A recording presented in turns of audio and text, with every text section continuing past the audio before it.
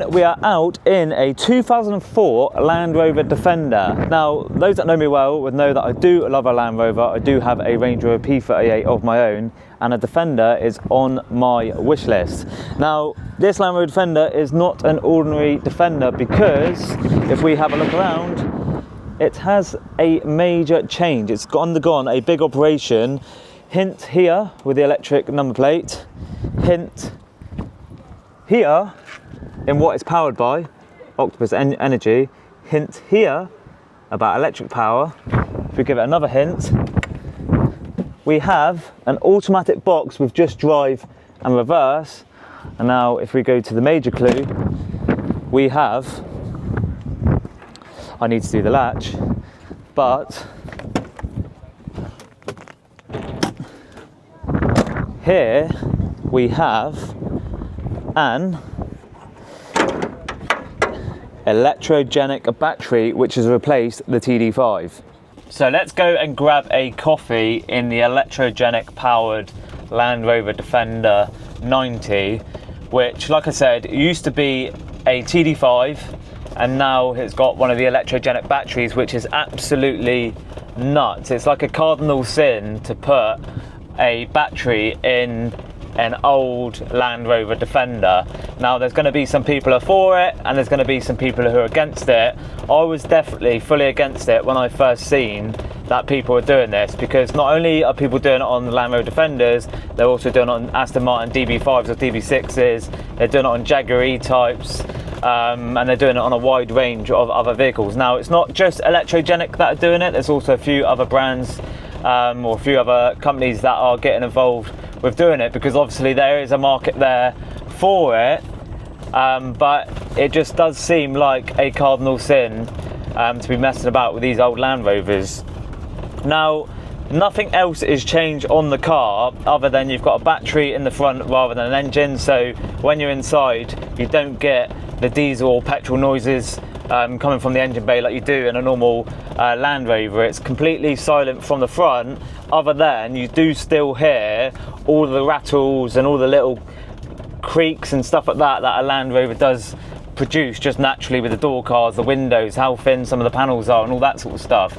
So as you can hear, if we drive it along, we was on the cobble then, so it might be a little bit different, but we'll go over this bump and we'll try and avoid the children and the father who's just walking across the road without paying attention.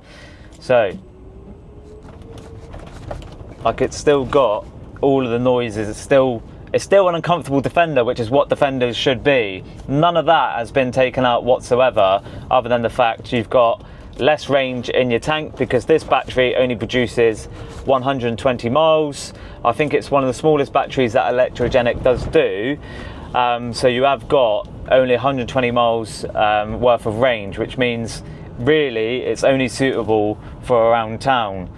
We were going to go out and do some bits up Dartmoor, but because of the way that the range is, by the time we get to Dartmoor, as you know if you've ever been to Dartmoor, there's nothing around, so you're not going to be able to charge it. So the time we get there, we're going to be stuck, and then we're going to have to try and figure out a way to get back, which is not ideal.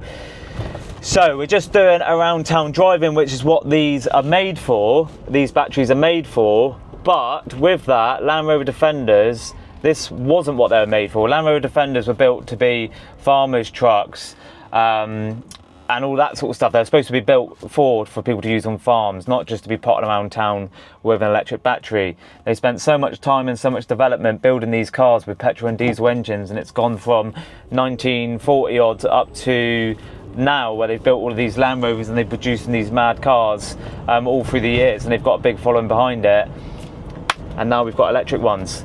But there is obviously a market for it because people are buying them. This customer, Frank, owns it. He absolutely loves it. He's fed up with the unreliability of the Land Rover.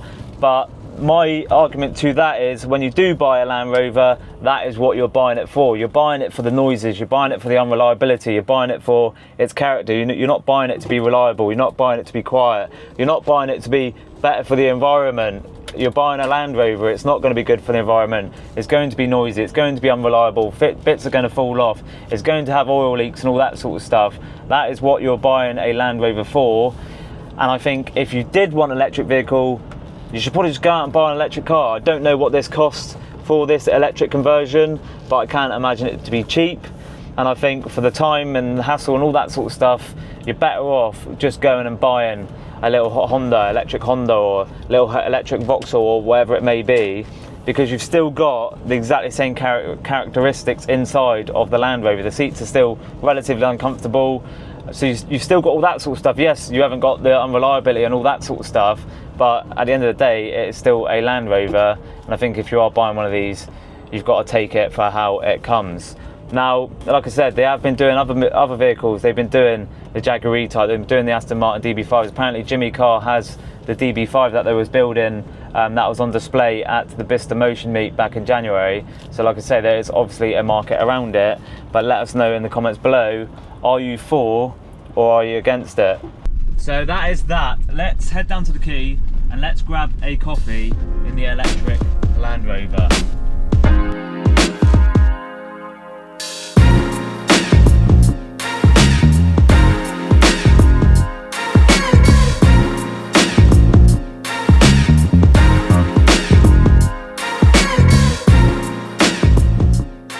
Before we go and grab a cuppa or a coffee, let's have a look around some of the main differences and some of the features of this with the electric battery. So if we have a look inside, if I jump on in, everything inside is still the exactly same. If you can see there, it's still got the same leaks as a normal Defender would, because we gave this a wash this morning. It did leak everywhere, all through the sills and stuff, and it's still got the exactly same interior. So nothing's changed on the actual dash itself.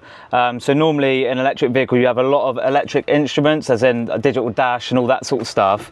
If we start it up, it's got an immobiliser on it to get it fired up, and the starting procedure, you put the key in. If you have a little look at this dash, Darcy, so I'm going to turn the dial and this will be your charge. So this fuel gauge should shoot up, and that is how much range is in the tank.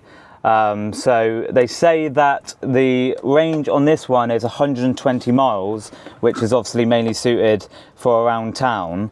But you can't actually see, it's not like an electric vehicle when you can see how much range you've got left. You've just got to know what roughly half is and all that sort of stuff. It doesn't give you an accurate amount of miles that you've got left in the tank, and nothing else has changed inside other than the gear stick, which just has reverse and drive. And if we do a little start up, I'll have to do the immobiliser again. It's just completely silent, so you've got to let the fuel go right up to full, which it will do now, and then give it another turn, and that is fired up. And the only thing that will be left on the vehicle to say it's got a battery light, I don't know why that is, and then as you can hear, it's completely silent other than that electric whine. And then just chuck it in gear, you've got drive, and then you've got reverse, and then you are good to go. So everything else completely as a normal Defender should be. Obviously you've got the battery in the front. If we come around to the back, they've replaced the sign with electric power, and it's powered by Octopus Energy. This is the charging port here, so we're yet to charge it, but obviously hopefully you should be able to charge it like on a normal charger at a services or farm shop, wherever it may be, side of the road. I need to put that in properly. So normally you'd have a fuel tank under here, and obviously if we have a look inside, you've got, rather than the pipe for fuel that goes into the fuel tank, you've got all the electric cables that go right through to the battery itself. As you can see, it takes up a fair amount of space, and I don't know what the weight of that is, but I presume it's probably even more heavier than what a TD5 engine would be. But then you've got to count the gearbox and all that sort of stuff, so maybe not actually. But it would be interesting to see the weight difference between this and a TD5 or whatever diesel or petrol engine, because obviously with a diesel or petrol engine, you've got to take into account that you've got the gearbox and all that sort of stuff. But as you can see, it takes up a fair amount of space. And other than that, it's complete as it is. I don't know if you can poke your head in underneath. You've got part of the battery system there. But other than that, I don't really know what I'm looking at, so I'm not going to waffle on too much with that. But let's go and grab a coffee, and then we can catch up and finalise properly on the electric Land Rover Defender.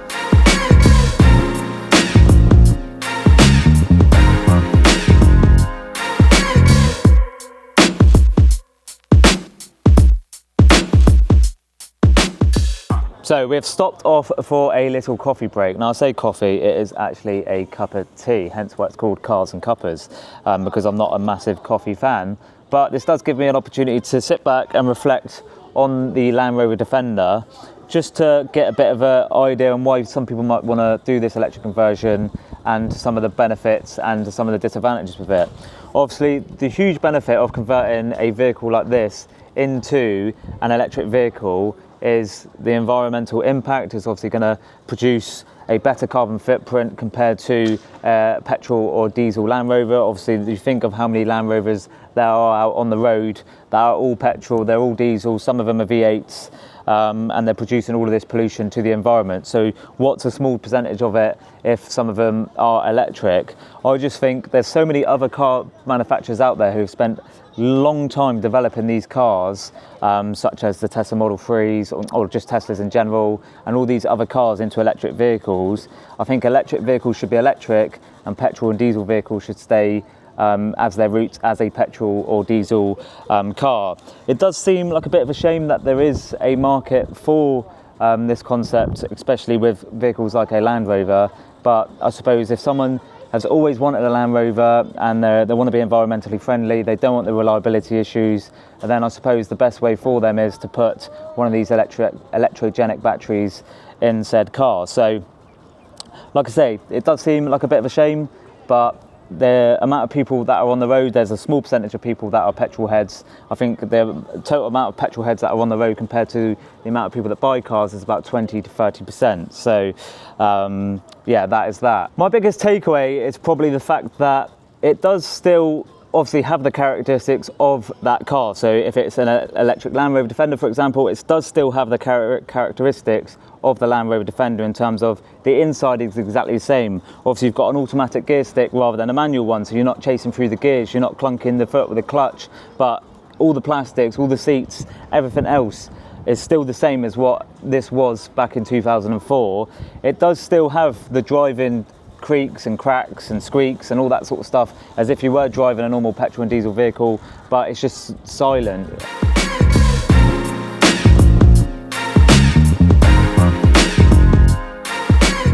So that is a little rundown on the electrogenic Land Rover Defender. It'll be interesting to hear from you.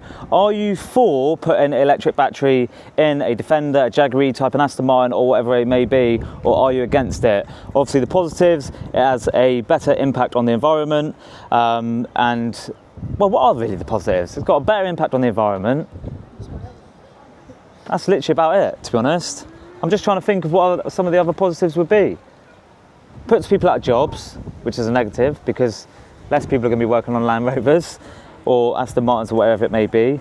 Some say you're wasting cars because you're getting these Aston Martins and stuff, and what could be worth a fair bit, you're then just chucking a electrogenic battery in, or not just electrogenic. As it decreased, it's decreased the value of the car.